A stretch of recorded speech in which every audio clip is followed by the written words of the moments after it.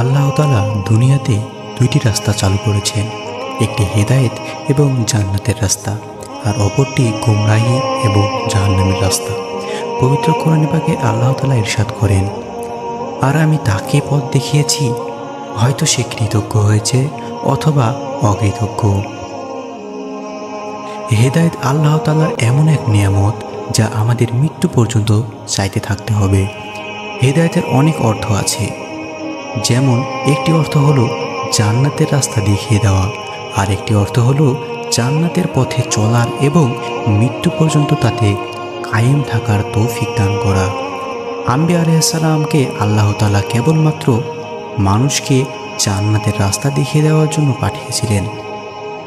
তারা কাউকে হাতে ধরে জান্নাতের রাস্তায় উঠিয়ে দিতে সক্ষম ছিলেন না, বরং এই ক্ষমতা আল্লাহ তাআলা নিজেই রেখেছিলেন নিজের হাতে।